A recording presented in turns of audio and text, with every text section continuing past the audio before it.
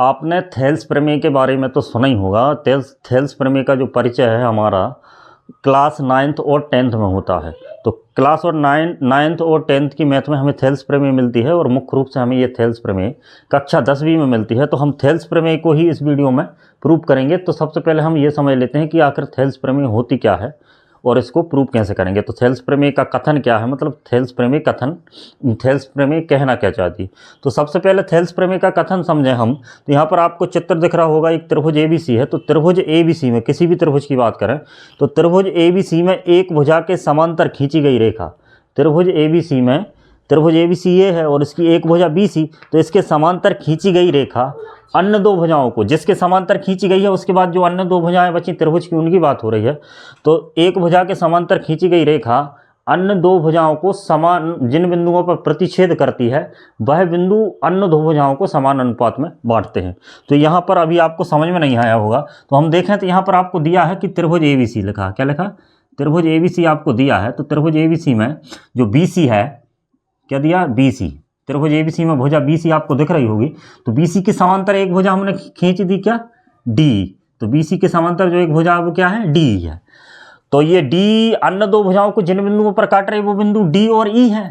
तो D और E भुजा AB और AC को समान अनुपात में बांटेंगे। अगर इसको हम गणितीय रूप में लिखें तो ऐसा आएगा कि जैसे AD बटे DB, मतलब AD, ये वाला AD और DB का जो अनुपात रहेगा वही अनुपात क्या रहेगा, AE और EC का अनुपात रहेगा।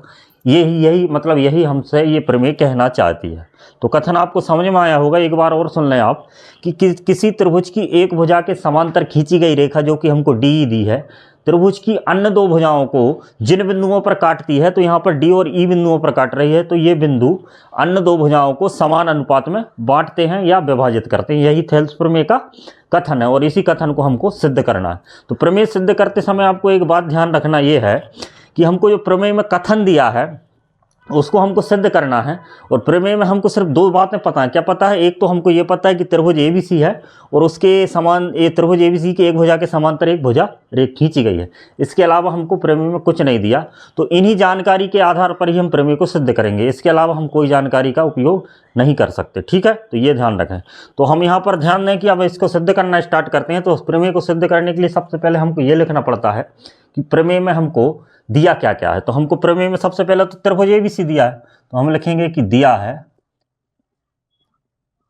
दिया क्या क्या है हमको, त्रिभुज ABC। तो हम लिखेंगे दिया है क्या, त्रिभुज ABC। तो ये त्रिभुज का चिन्ह और ये ABC, हमको त्रिभुज ABC दिया है। और त्रिभुज ABC में क्या क्या दिया, त्रिभुज ABC में हमको ये भी दिया है कि जो त्रिभुज ABC की भुजा BC है, क्या दी, त्रिभुज ABC की भुजा BC है, उसके समांतर एक भुजा हमने खींची है, कौन सी, D। ये हमको प्रमेय के कथन से ही पता है कि BC समांतर है DC की, ये हमको दिया है। अब ठीक है, इसके बाद हम ये लिखते हैं कि हमको अब दिया तो ये है, अब इसके बाद हम ये लिखें कि इसमें हमको सिद्ध क्या करना है। तो हम दूसरी लाइन में लिख देंगे कि सिद्ध क्या करना है। तो बोलते हैं तो सिद्ध हमें यही करना है कि जो अन्य दो भुजाओं को D और E बिंदु पर जो D रेखाखंड काट रहा है वो समान अनुपात में बांटते हैं। तो इसको हम गणितीय रूप में ऐसे लिख के बताया था, तो यही लिख देंगे। हमको सिद्ध क्या करना है कि AD और DE का जो अनुपात है वही अनुपात AD और DB का, ठीक है, AD और DB का जो अनुपात है वही अनुपात AE और EC का होगा। ये हमको सिद्ध करना है, ठीक है। तो ये हमको जो कथन में दिया था वो हमने अब यहाँ पर लिख लिया। अब सिद्ध करने के लिए इसमें हमको कुछ रचनाएं करनी पड़ेगी, मतलब कुछ लाइनें और बनानी पड़ेंगी जिससे हम इसको सिद्ध करेंगे। तो क्या क्या करना पड़ेगा वो हम यहाँ पर कर देते हैं कि आपको जो D दिख रहा है इसको सबसे पहले आप मिला दीजिए, ये हमने मिला दिया D को C से, और इस E को मिला दीजिए E से। तो हमने ये B को E से मिला दिया, ठीक है। ये हमने रचनाएं कर दी।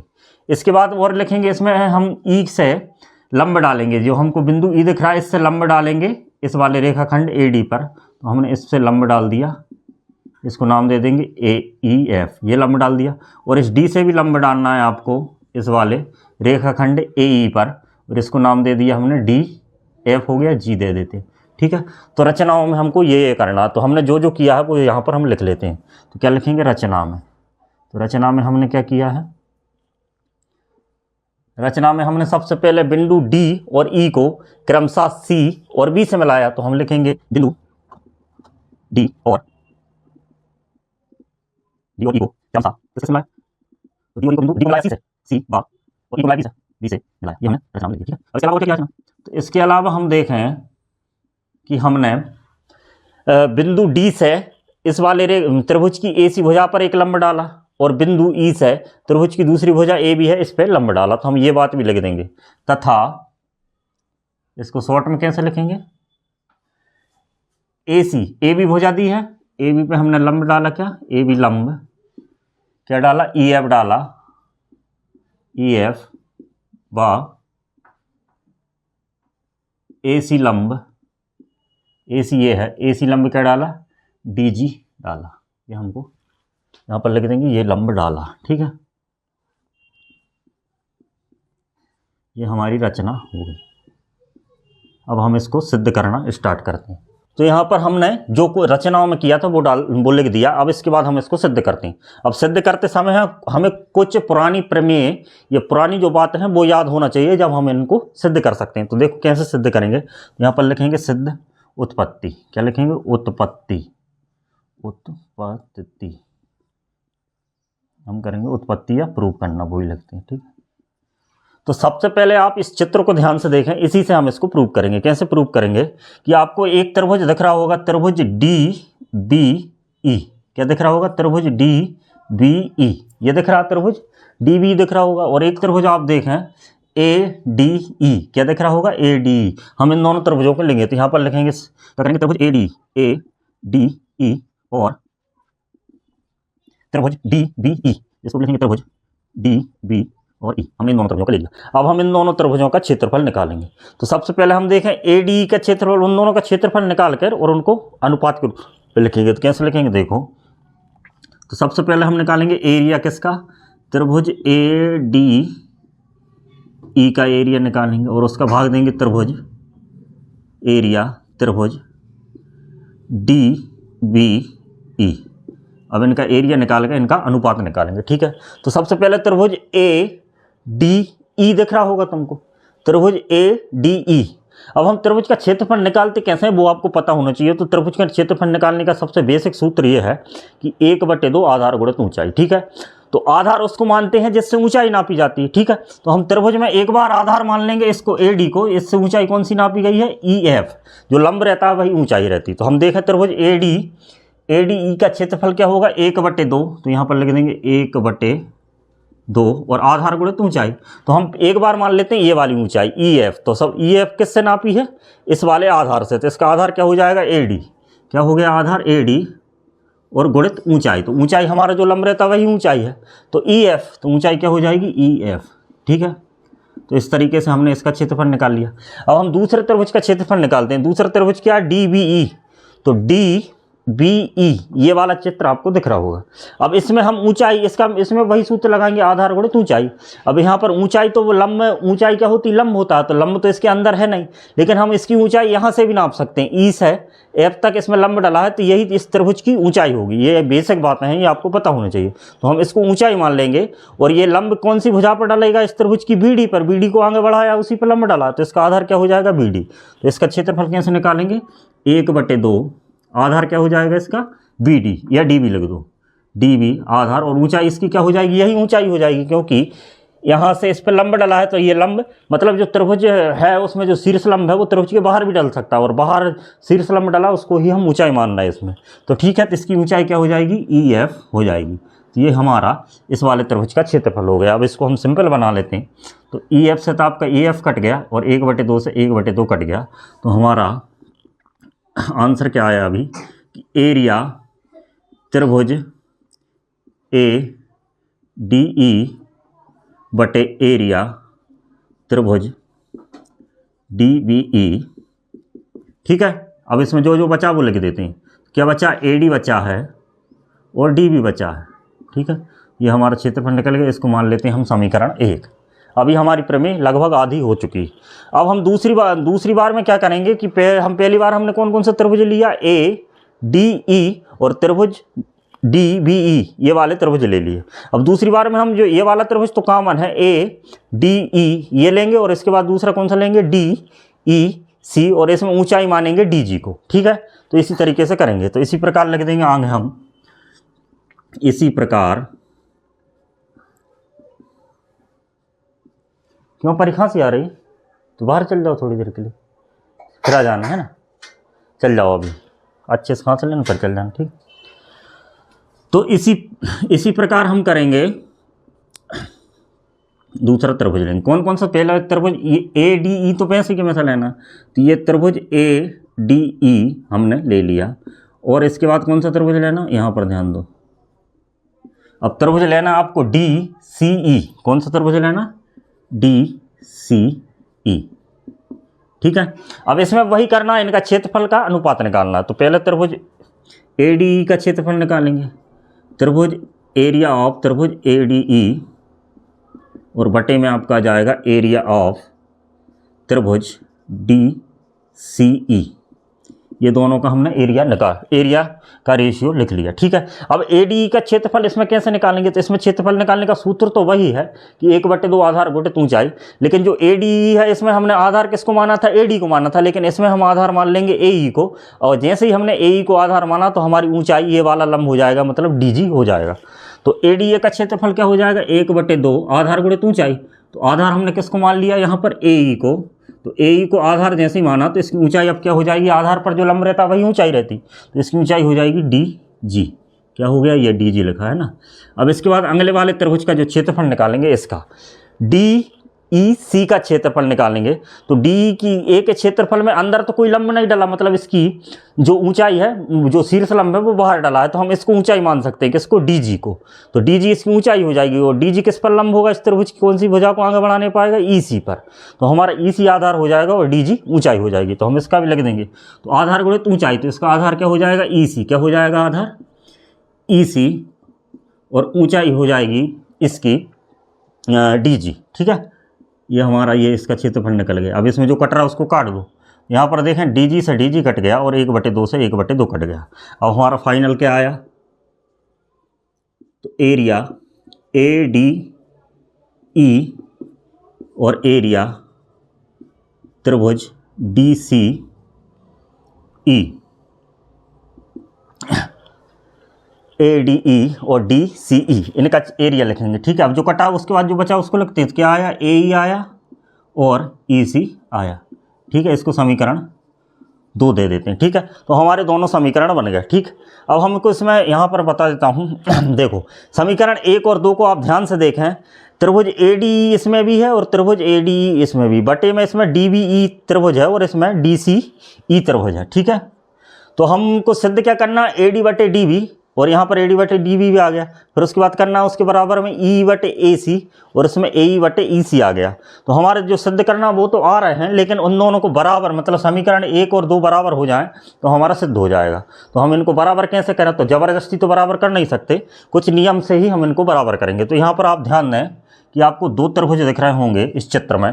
त्रिभुज ये वाला त्रिभुज देखें, ये वाला त्रिभुज। ठीक है, इस वाले त्रिभुज को आप ध्यान से देखें, और इस वाले त्रिभुज को आप ध्यान से देखें, ये वाला, ये पूरा, इन दोनों त्रिभुजों का एरिया निकाला है हमें। तो ये दोनों त्रिभुज 2 समांतर रेखाओं के बीच में बने हैं, और आपको पता होना चाहिए यदि 2 समांतर रेखाओं के बीच में कोई त्रिभुज बनते हैं, तो 2 समांतर रेखाओं के बीच में कोई त्रिभुज बनते हैं और उनका अगर आधार समान है तो उनका क्षेत्रफल भी बराबर होगा। तो यहाँ पर ध्यान दें कि अगर हम इसको आधार मान लें तो इसका आधार त्रिभुज डी ई बी का आधार भी यही हो जाएगा, और त्रिभुज डी ई सी का भी आधार हो जाएगा। तो दोनों का आधार 1 हो गया, और दोनों समांतर त्रिभुज, दोनों समांतर रेखाओं के बीच में बने त्रिभुज हैं, तो इनके क्षेत्रफल बराबर होंगे। तो हम इसी बात को यहाँ पर लिख देंगे कि त्रिभुज, नाम लिखेंगे क्या, कि त्रिभुज डी ई बी बा त्रिभुज डी ई सी समांतर, दोनों त्रिभुज समांतर रेखाओं के बीच में बने हैं, दोनों त्रिभुज समांतर रेखाओं के बीच में बने हैं, और इनके आधार भी समान है, तथा इनके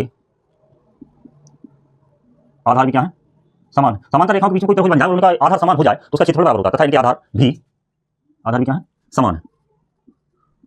समान हैं तब इनके क्षेत्रफल भी क्या होंगे, क्षेत्रफल भी बराबर होंगे। ठीक है, तो ये हमारा यही बात आपको याद रखनी। ठीक है, बराबर होंगे। ठीक, ये बात आपने कक्षा 9th में भी पढ़ी होगी। और आप यहाँ पर साधारण तौर पर समझें कि अगर दो समांतर रेखाओं के बीच कोई त्रिभुज बन रहे हैं तो उनकी ऊंचाई दोनों समांतर रेखाओं के बीच की दूरी के बराबर होगी। तो दोनों की ऊंचाई तो बराबर हो ही गई और आधार समान और आ रहा है, तो ऊंचाई और आधार जब दो त्रिभुज के बराबर हो गए तो उनका क्षेत्रफल भी बराबर होगा। ठीक है, तो ये बात हमने लिख दी। तो इसका मतलब ये है कि जो त्रिभुज DBE, कौन सा त्रिभुज DBE और इसका एरिया, और त्रिभुज कौन सा DEC, त्रिभुज DEC का एरिया आपस में बराबर हुआ। ठीक है, तो ये बात समझ गए आप। इसको दे देते हैं हम समीकरण 3। अब समीकरण 1, 2 और 3, समीकरण 1 और 2 और 3 तीनों से हम देखें तो हमारा निष्कर्ष ये निकलता है कि DBE का क्षेत्रफल और DCE का क्षेत्रफल आपस में बराबर है। मतलब ये और ये तो आपस में बराबर हैं ही, और ये तो दोनों एक ही हैं। मतलब समीकरण का LHS तो बराबर है, तो LHS बराबर है तो RHS भी बराबर होगा। तो इसी प्रकार हम लिखेंगे कि समीकरण 1, 2 व 3 से, समीकरण 1, 2, 3 से हमारा निष्कर्ष निकल रहा है, क्योंकि समीकरण 1, 2, 3 के बटे में जो त्रिभुज दिए हैं DBE और DCE, इनका क्षेत्रफल तो बराबर है और इसके जो अंश में दिया है वो एक ही त्रिभुज हैं। तो दोनों समीकरण का LHS बराबर है तो RHS भी बराबर होगा।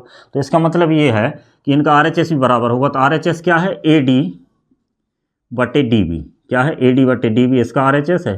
और दूसरे बार समीकरण का RHS क्या है, AE बटे EC, इसका RHS है। अब आप ध्यान दें कि हमको जो सिद्ध करना था वो आ गया। तो इस प्रकार आप इस प्रमेय को सिद्ध कर सकते हैं।